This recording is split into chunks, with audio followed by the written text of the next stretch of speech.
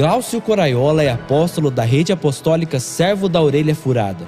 É formado em Direito pela Faculdade de Umuarama, Paraná, e doutor em Teologia e Ministério Pastoral pela Latin University of Theology, na Califórnia, Estados Unidos. Exerceu sua profissão de advogado até o ano de 1999 e, a partir deste ano, passou a exercer o ministério pastoral em tempo integral. É presidente do Ministério Apostólico Koinonia, Igreja em Palmas, Tocantins, e é presidente do Centro de Treinamento Bíblico Koinonia. Também é presidente da ASSAVI, Associação de Assistência à Valorização à Vida. É preletor nacional e internacional, pregando em diversos países ao redor do mundo. Glória a Deus. Gente, é um privilégio, estar participando de um evento desse. E eu gostaria de começar dizendo para vocês o seguinte: eu já fui usado por Deus para curar câncer, já fui usado por Deus para levantar paraplégico de cadeira de roda, eu já fui usado por Deus para ressuscitar pessoas, eu já fui transladado. O que você imaginar de milagre sobrenatural, eu já vivi.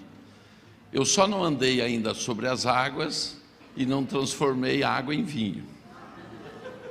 Mas eu já vivi quase tudo o resto que está na Bíblia, eu já vivi. A última coisa que eu vivi foi pegar um peixe com a mão, através da ação dos anjos, porque eu trabalho muito com os anjos, tenho uma convivência com os anjos muito forte, já preguei em várias nações, já preguei para multidões de milhares, mas nada foi tão importante como esse culto que eu fiz, que eu quero mostrar para vocês. Por favor, passa o início desse vídeo.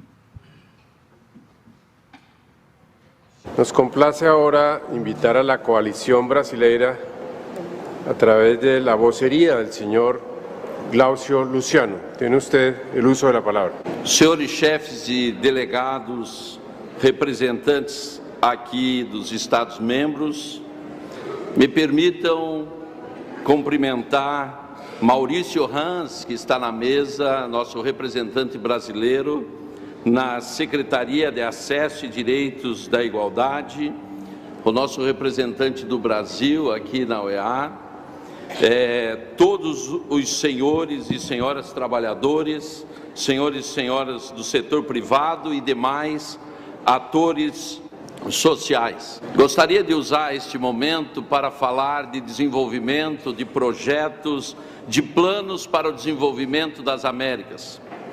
Todavia, não se pode falar em desenvolvimento quando um câncer tomou as nossas Américas, chamada corrupção.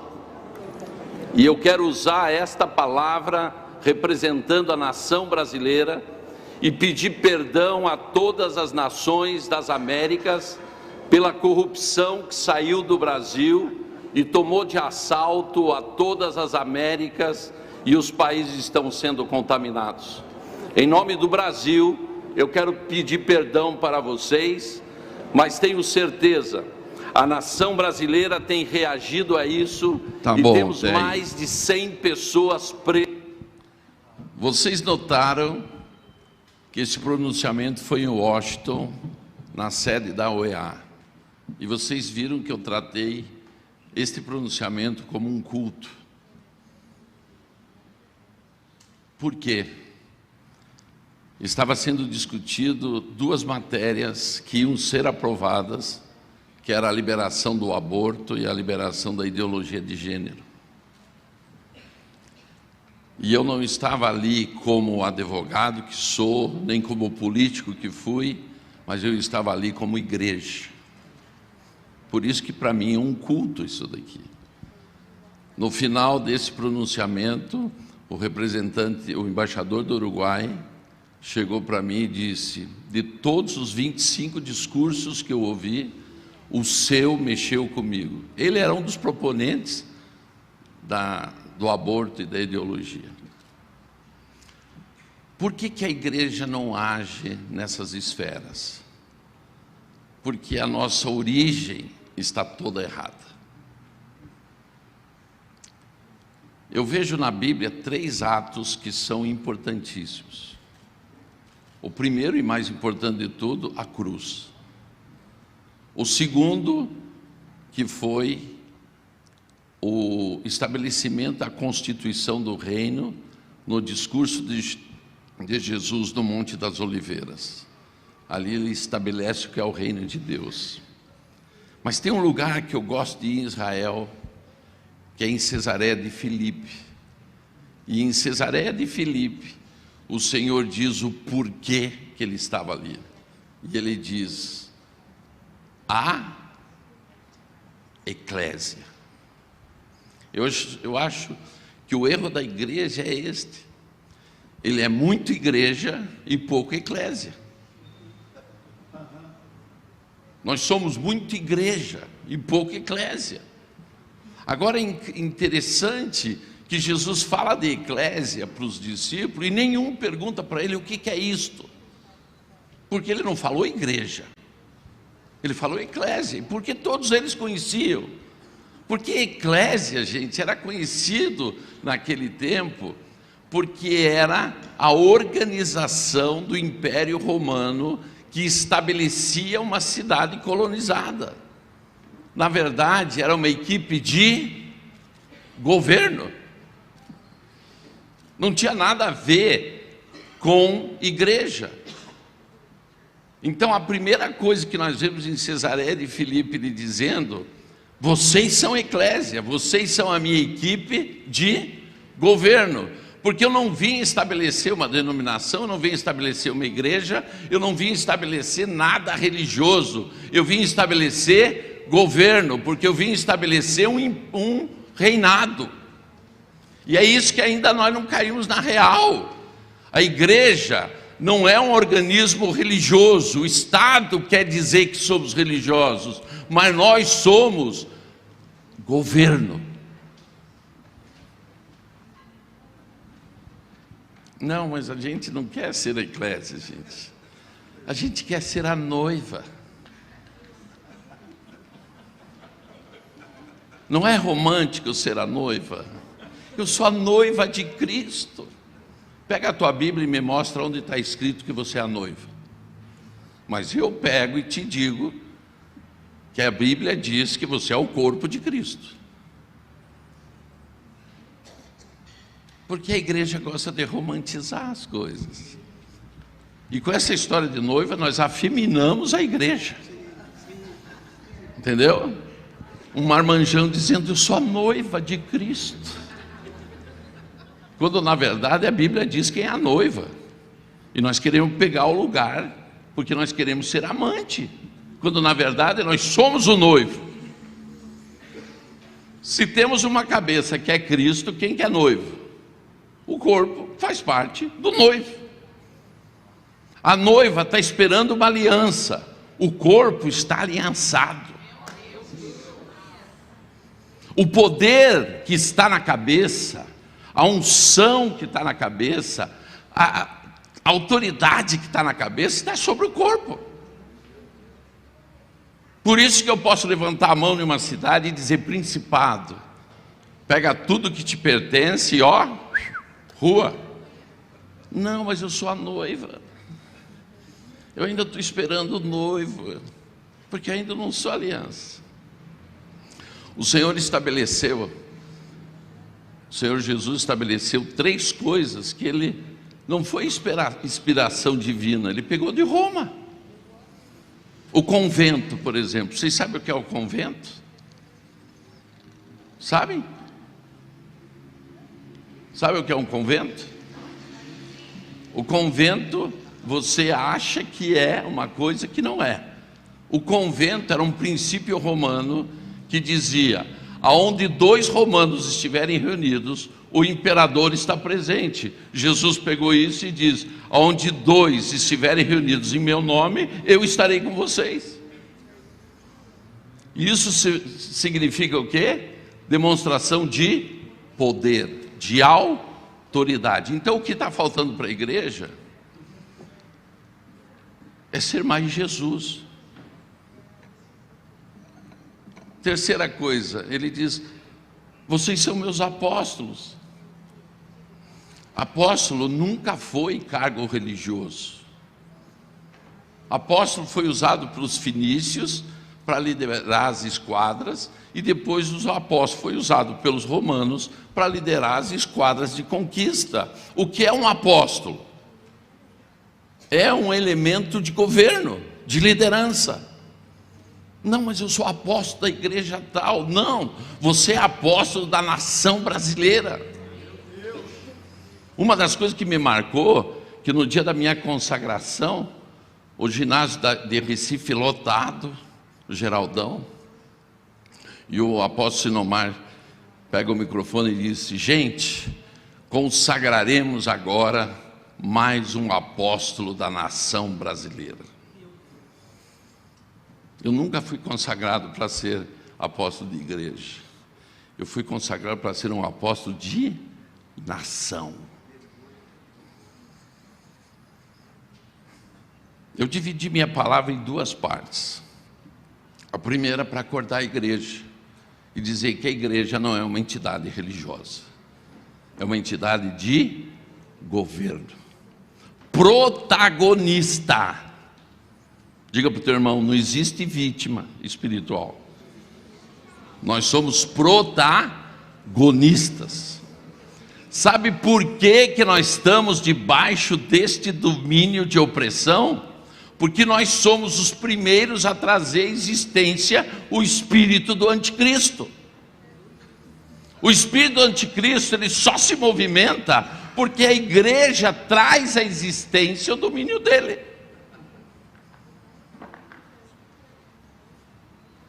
Querem que eu prove para vocês? É simples. Você o tempo todo está dizendo que o diabo vai tomar a terra. Eu estava em uma cidade perto de Brasília, 400 pastores, e eu trabalho sobre transformação de cidade há muitos anos. E cheguei para eles depois do almoço, depois que eu tinha falado de manhã, a manhã inteira, depois do almoço, cheguei para eles e disse assim: gente, por que vocês querem transformar Sobradinho?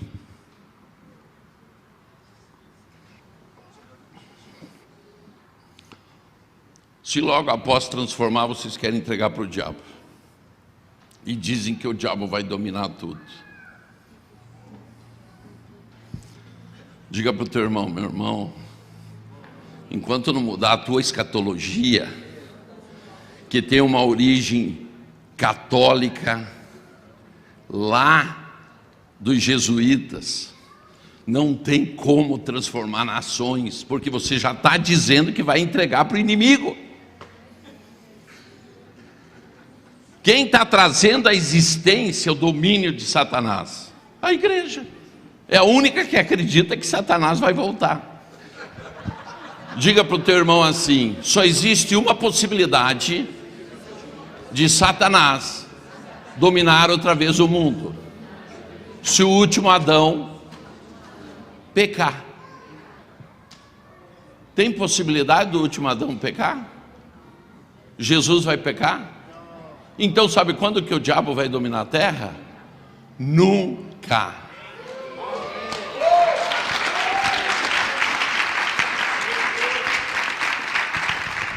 Posto isso inicialmente,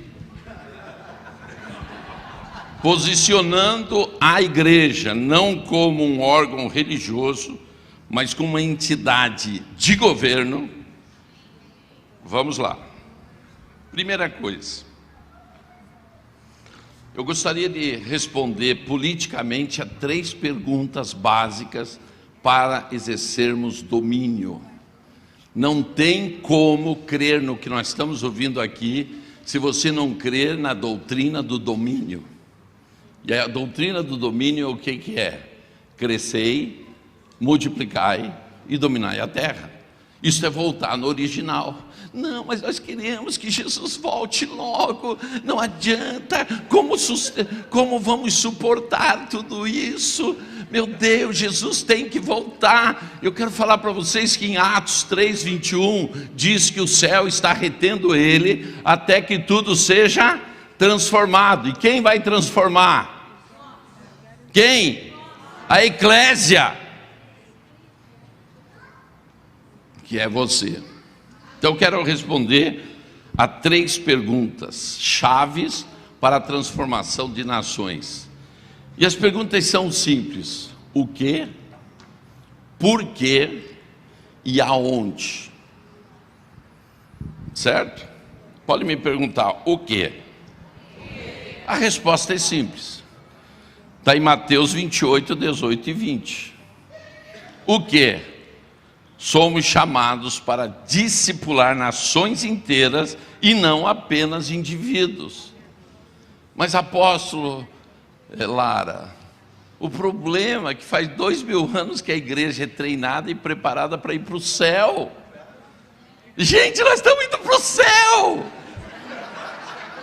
Diga para o teu irmão, não, é para dominar a terra. Por isso que a gente quer ser a noiva, para ser levado embora, porque a gente não aguenta mais a casa que a gente mora. Estão entendendo agora como está a doutrinação na mente dos cristãos? Por isso que os cristãos só querem ir embora. Se o mundo acabasse de um morro e ele não precisasse nem deitar, era melhor. Diga para o teu irmão, as férias acabaram. Então, a resposta à primeira pergunta, o quê? O que podemos fazer?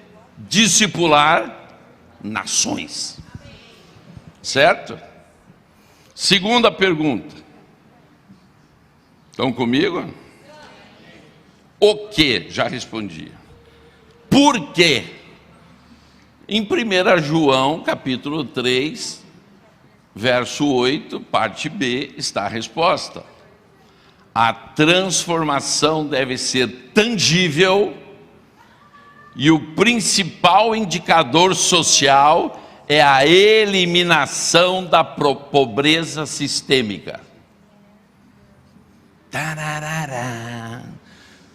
Dali a pouco João Batista deu a crise da incredulidade de Zacarias e mandou 2 discípulos lá e disseram, por favor, você é o Messias. E Jesus disse o quê? Aqui os mortos ressuscitam. Quer dizer, os cegos enxergam, os mudos falam, os paraplégicos andam, os mortos ressuscitam, mas os pobres ouvem a palavra. Por quê? Não existe evangelho do reino na pobreza. Nós temos que ensinar as pessoas a serem prósperas. Elas podem não querer ser, mas nós temos que ensinar elas a serem prósperas. E não existe prosperidade sem trabalho. E não existe prosperidade sem fidelidade. Certo? Sendo assim, eu vou para a terceira pergunta.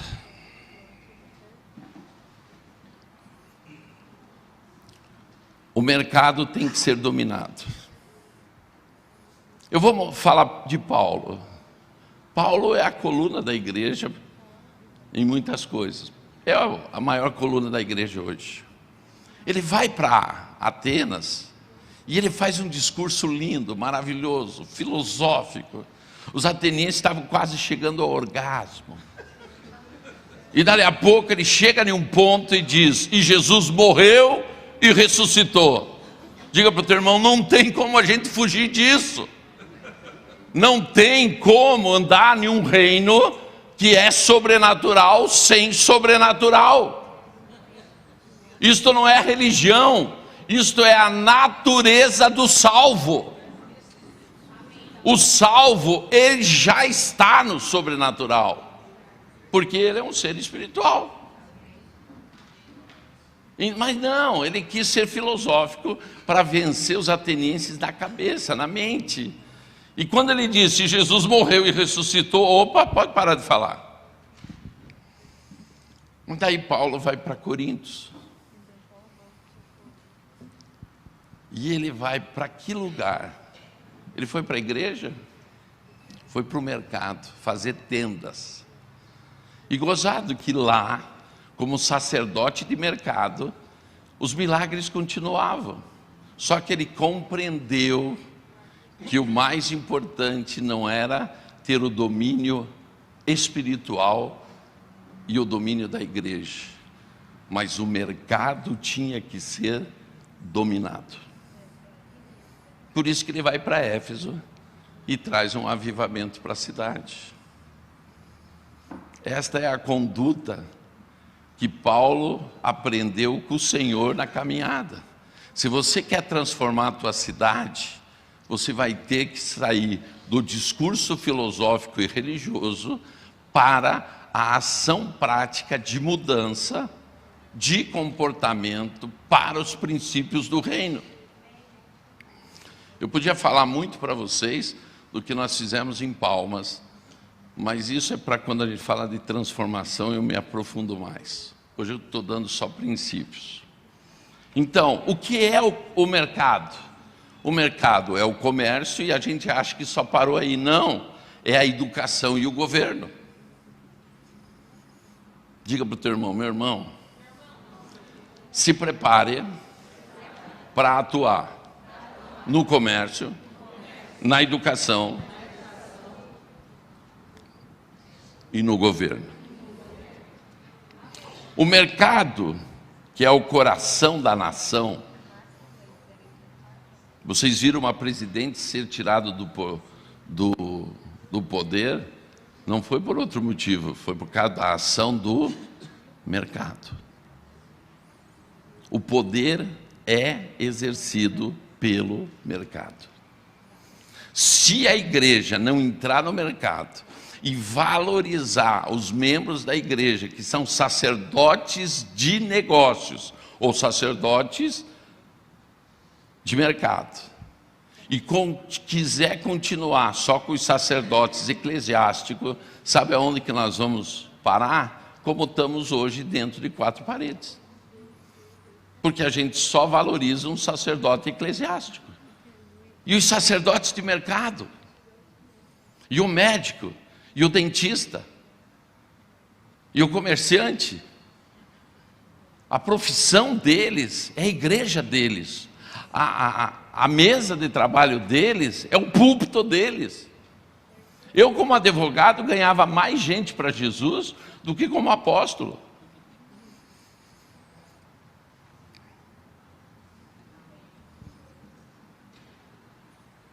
Gente, quando nós resgatarmos o comércio, o mercado, ficou fácil resgatar o mundo e restabelecer o reino de Deus onde tem que ser estabelecido. Ok?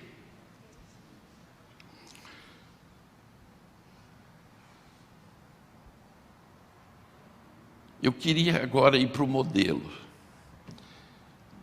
O meu ministério, eu em si, eu sou reconhecido pela execução. Eu não sou um teórico. É bom ouvir o Ricardo falando, não é? Ele é um mestre. Eu não sou mestre. Eu sou um executor. Eu sou daquele faca na caveira e vou embora. Eu fui feito para conquistar, mas não para estabelecer. É diferente, cada um tem que saber qual é o seu chamado. Eu sou um conquistador.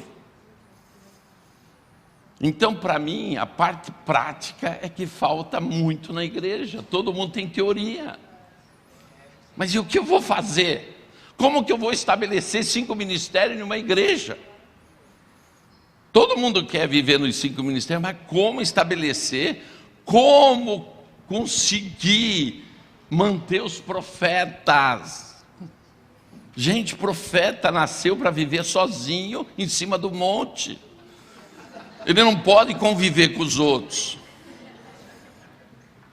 Como estabelecer o mestre, que é quase um incrédulo, porque ele tem que ter explicação de tudo.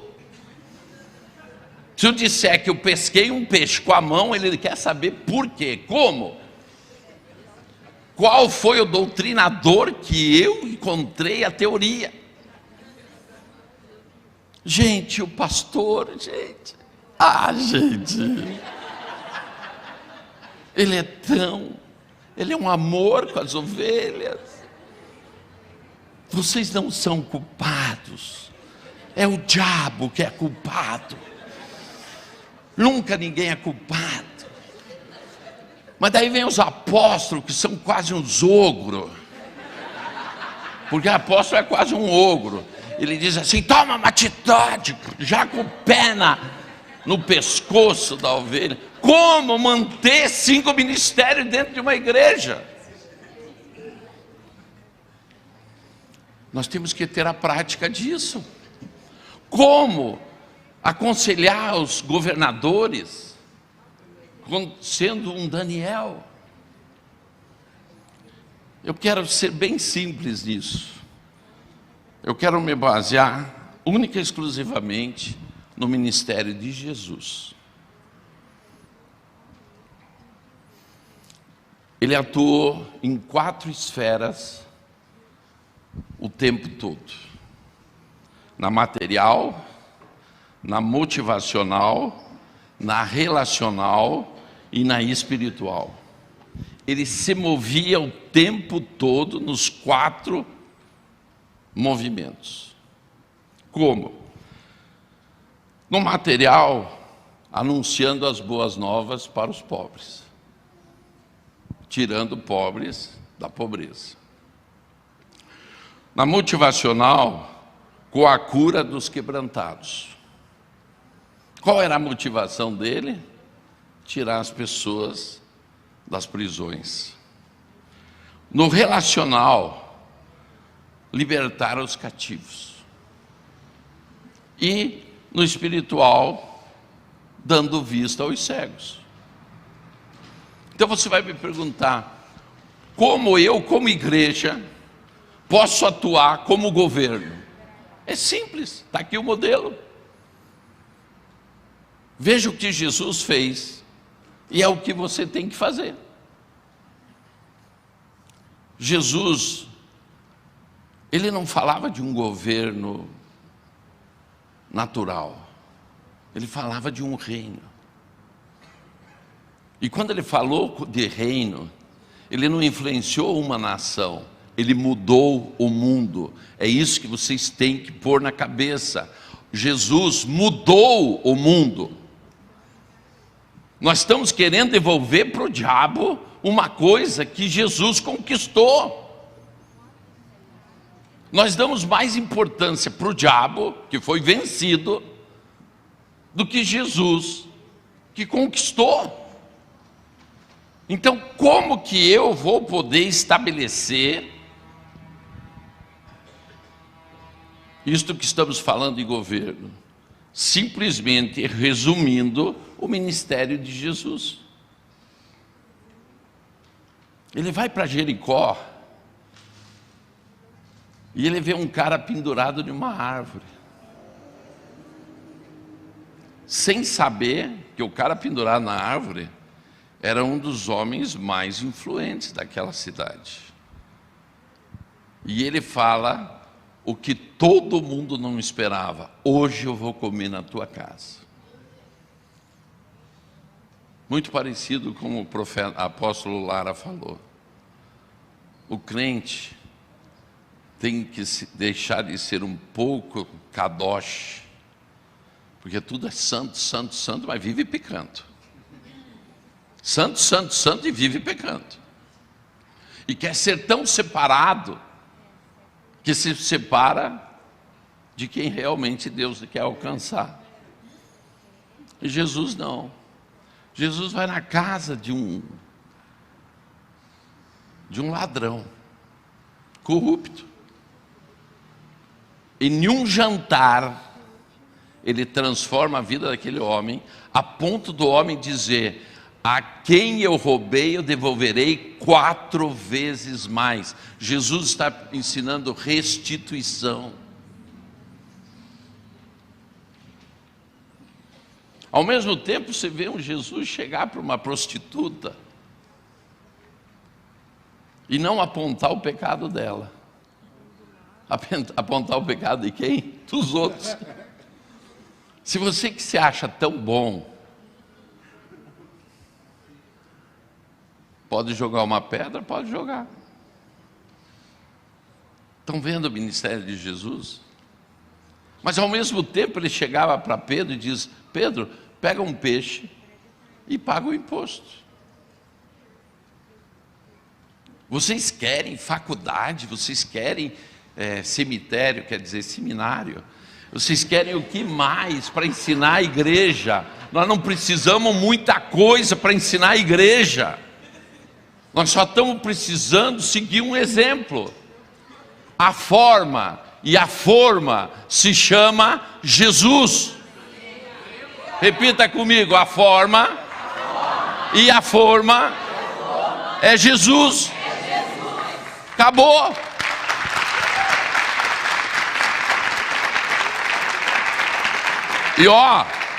E olha com que propriedade ele fazia.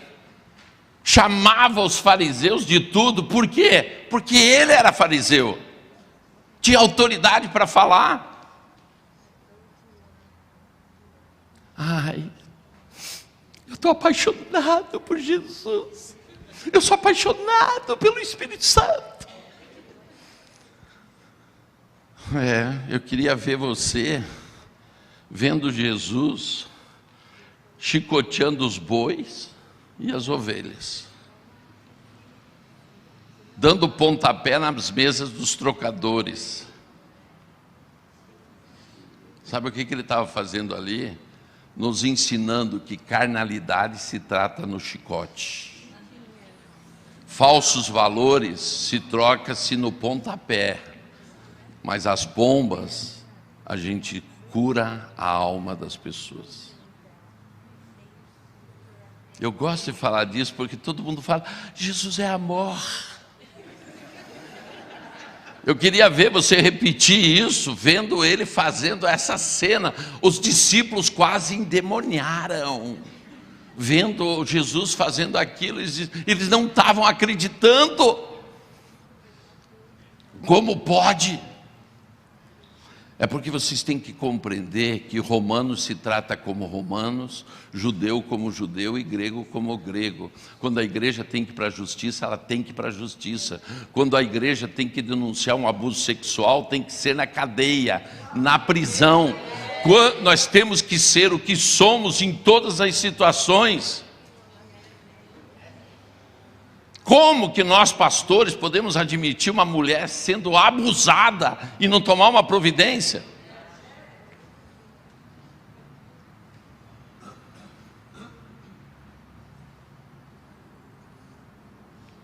Vamos voltar para a política. Em outras palavras,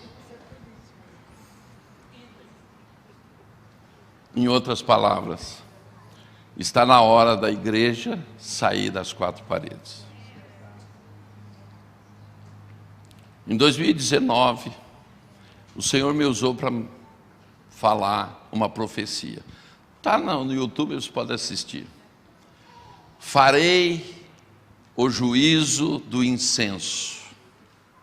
250 pastores vão morrer no Brasil porque deixaram a unção e o poder pela influência dos homens. O que aconteceu com Coré acontecerá dentro da igreja do Brasil, e eu nem sabia que ia ter uma pandemia. Morreu mais de 250, mas eu sei que dos que morreram, 250 estavam no juízo de Coré. Sabe por quê, gente? Nós queremos tratar o político sem o poder de Deus. Ele tem que ver em você o poder de Deus. Eu estava em casa, a secretária do governador me ligou. O governador quer falar com o senhor. Nas pesquisas ele estava perdendo a eleição. E ele não me chamou como político, ele me chamou como sacerdote. E eu fiquei 7 dias hospedado dentro do palácio do governo, no apartamento do governador, fazendo jejum de 7 dias e ungindo o palácio, quebrando as maldições. E no último dia ungi ele e a família e disse para ele: o senhor vai ser novamente o governador, mas o senhor tem que assumir um compromisso comigo. Enquanto o senhor não tirar esse sol alado de cima do palácio, o pacto que foi feito com Deus Sol está sobre este estado. E ele disse para mim: se eu ganhar a eleição, é a primeira coisa que eu faço. Dia 3 de outubro foi a eleição, ele ganhou. No dia 13 de outubro ele estava tirando o sol e respondeu o processo por isso, mas retirou.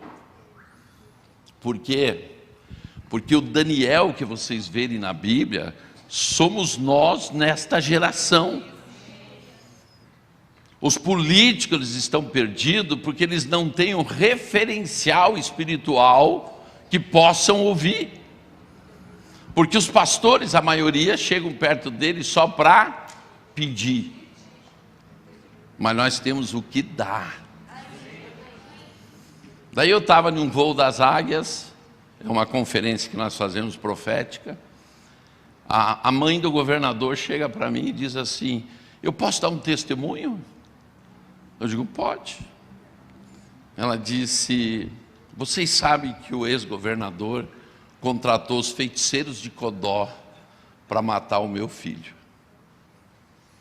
E um deles, vindo para Palmas para fazer esses trabalhos, se converteu. Porque, gente, quem vai para Palmas e tomar 3 copos de água, se converte. Não tem como sair diferente de lá. Sim, hoje nós temos mais de 60% da população evangélica. Nem todos cristãos, mas tem bastante evangélico. E ela disse, ele se converteu e procurou meu filho para pedir perdão. E daí o meu filho perguntou para ele: mas me conta o que aconteceu.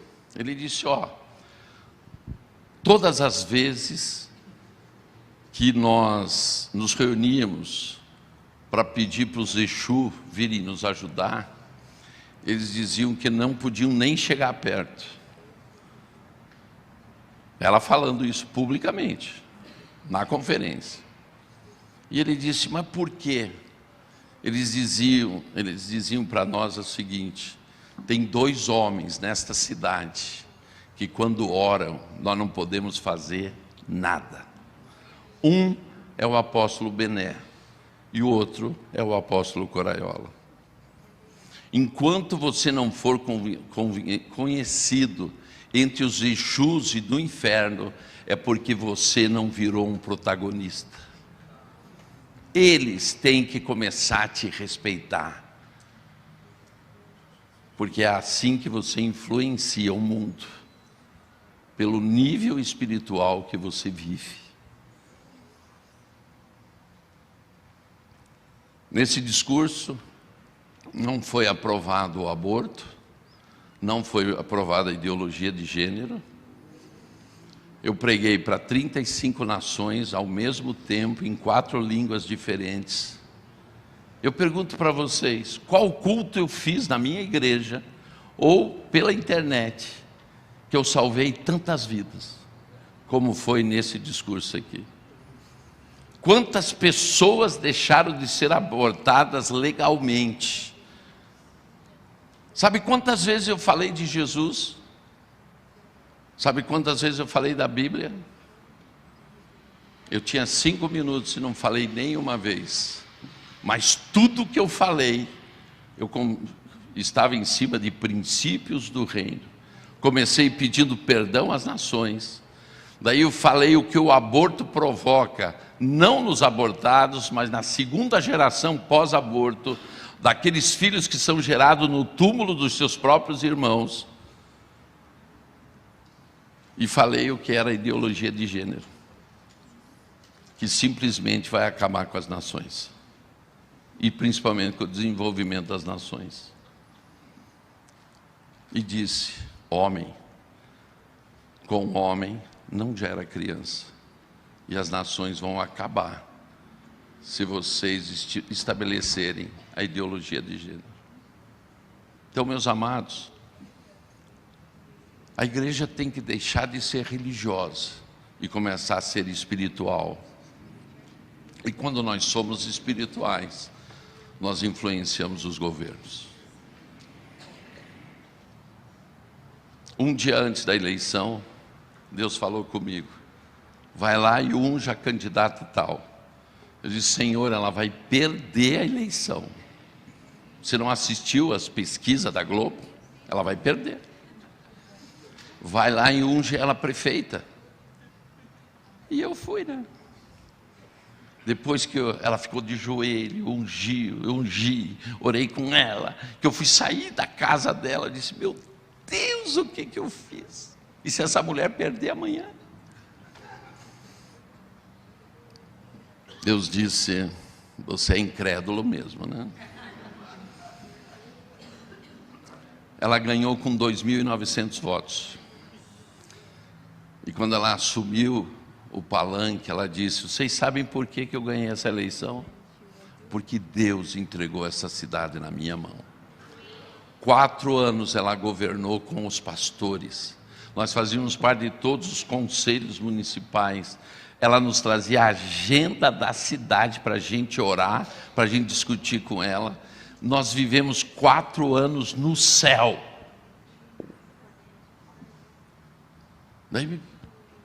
E por que ela não se reelegeu? Porque eu ungia a Avenida do Carnaval todos os anos. E ela chegou e disse, fez uma proposta: apóstolo, eu lhe compro um caminhão de sal. O senhor unge a avenida, mas eu não posso acabar com o carnaval. Daí a apóstola Neuza Itioca foi lá, ela disse: fala para o apóstolo Coraiola que eu compro um caminhão de sal para ele. E a apóstola Neuza olhou para ela e disse: fulano de tal, ouça o profeta da terra. Primeiro programa eleitoral só fala de carnaval. Perdeu a eleição. Sabe quem assumiu? Um boliviano, que ninguém tinha acesso, nem brasileiro era. Primeira coisa, ele reúne os pastores e diz: vamos acabar com o carnaval da cidade. E nós vamos fazer um evento aqui que vai se chamar Palmas Capital da Fé. 4 dias de adoração. Vocês topam? E vocês sabem que pastor é quase vice-querubim.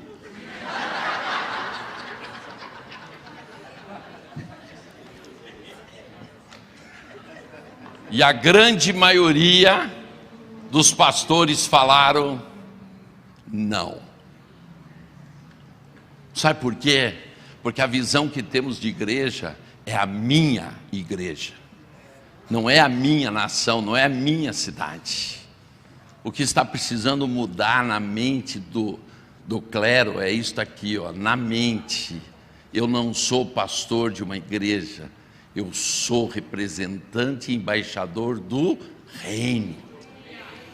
E ele olhou para os pastores, sabe o que ele falou? Pois mesmo vocês não concordando e não estando comigo, eu vou fazer isso. E está estabelecido. Há mais de 8 anos não tem carnaval na cidade, mas tem o quê? Palmas, capital da fé. Você quer influenciar a política? Comece a viver princípios. E você vai mudar a política do Brasil. Amém. E nós temos uma pergunta aqui que eu vou estar transmitindo ao apóstolo Glaucio Coraiola. Apóstolo, de forma prática, como a igreja pode restabelecer seu domínio sobre a política? Como podemos ser efetivos na reforma e transformação dessa área tão importante na sociedade? Bom, eu Eu trabalho com transformação de cidade há 20 e poucos anos. E com essa experiência de tantos anos, e por ter feito um laboratório espiritual da minha cidade, e com os resultados que a gente tem, vocês vejam só, há menos de 20 anos atrás nós éramos 50 igrejas, hoje somos mais de 800. Nós tínhamos 20% da população evangélica, hoje temos mais de 60%. Quer dizer, é um resultado visível, a cultura mudou, tudo mudou, né, na cidade. Eu hoje posso dizer para vocês, por experiência própria, vocês podem ler no livro do Coraiola, capítulo 1, verso 1, é uma teoria minha, que existe um modelo espiritual na cidade, como existe um modelo espiritual na nação.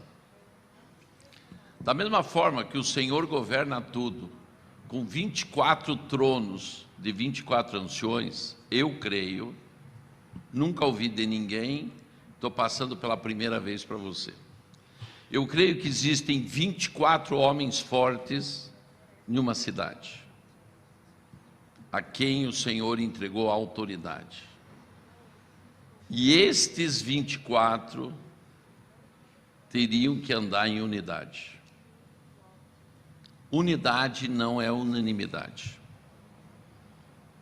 Mas eu creio que existem escolhidos com um nível de autoridade sobre a cidade, como a mesma coisa acontece sobre a nação brasileira. Não são pessoas, às vezes, influentes, mas que têm a autoridade do Senhor. Da mesma forma que a Bíblia diz que para você conquistar uma casa, você tem que amarrar o valente, e esse valente opera espiritualmente na vida de um homem em uma cidade. E eu quero que vocês façam uma experiência.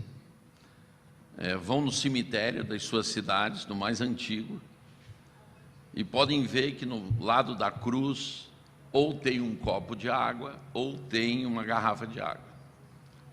Quem cuida daquilo ali? O homem forte da cidade. O pai de santo, feiticeiro, mais forte da cidade. É o que firma o ponto do principado daquele lugar. Então, da mesma forma que as trevas têm os homens fortes, nós temos os homens fortes da luz. Então nós teríamos que causar unidade de governo na cidade do reino. Quem são os homens fortes? Vocês vão ver de longe. São os que são interessados pela cidade, são interessados pela unidade, não tem muito visão de igreja, mas tem a visão de reino. Então é fácil identificar. Então eu acho que uma das coisas mais práticas que pode ser feito de imediato, é que pastores e líderes que têm essas características se unam para começar a transformar a atmosfera espiritual da cidade. Primeira coisa. Por que eu te digo isso? Eu fiz como eu te falei, eu fiz um laboratório na nossa cidade. Durante 1 ano e meio, nós fizemos uma batalha de principado. Quem me fornecia o avião era a própria prefeita. E nós combatemos diretamente o principado. De 3 em 3 meses, nós ungíamos a cidade. Quem assistir no YouTube, Palmas para Jesus, tracinho Coraiola, vai ver as autoridades dando testemunho. Não sou eu falando, a prefeita falando, o procurador de justiça e outros pastores, dizendo o quê? Que nós conseguimos em 1 ano e meio que de 15 homicídios fosse para 0, de 530 roubos de bicicleta baixasse para menos de 100. Então tudo na cidade mudou quando nós começamos a fazer esse nível de batalha. Fiz sozinho? Não, fiz em unidade. Então, uma das coisas práticas que tem que ser provocado nas cidades para transformar é que a igreja tem que voltar para o beabá do Senhor. Sejam um só corpo. Não adianta a gente sair disso. Esta daí, inclusive, o Pimentel, ele fez doutorado comigo lá em Costa Rica. Foi a minha tese de doutorado. Sejam um só corpo. Certo? Outra coisa que eu usei, a doutrina do martelo e da bigorna. Qual é o martelo e a bigorna? A igreja evangeliza, é o martelo, os adultos. E a igreja unge as crianças, porque uma criança ungida ao Senhor nunca será do diabo. Esse projeto se chama Semente do Futuro. Entrar nos hospitais, no sopão, em toda a ação social, você não só ora, mas convida os pais e as mães a consagrar seus filhos ao Senhor. Um filho consagrado, vocês podem ver quantos testemunhos a gente ouve. Não, você não pode entrar aqui porque você é lá de cima. Mas quem entregou ele lá para cima? Os pais. Então são atos espirituais que nós podemos fazer práticos que mudam a fisionomia da cidade. Você evangeliza os adultos e consagra as crianças, essa é uma atitude espiritual que você consegue mudar a cultura da cidade. Muda tudo na cidade por princípios simples. Então, resposta dessa pergunta, estou dando aqui algumas sugestões práticas. Ok.